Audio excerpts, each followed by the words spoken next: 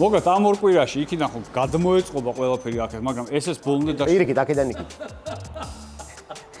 თუ გინდა იქიდან აქედან გადმოვაწყოთ, თუ გინდა იქიდან აქედან გადმოვაწყოთ. M3 დიზელი გავშიშოთ. ეგ საინტერესოა. M3 დიზელი. მოგეთ აქედან ყველაფერს რო გადავაწყობთ იქით, უნდა გაიტესტოს, რომ ყველაფერი მუშაობს, მაგრამ ბოლომდე იდეალურად არ უნდა ავაწყოთ, იმიტომ რომ რაღაცა მოხსნილი უნდა იყოს. კრილოებიც უნდა გადავიტანოთ, ანუ ეს უნდა შედუღდეს, შინ სალონს ვერ დავტოვებთ, იმიტომ რომ დაიწება ალბათ საქმეც არ არის, მაგრამ მაინც რო აღვხსნათ დეტალურად.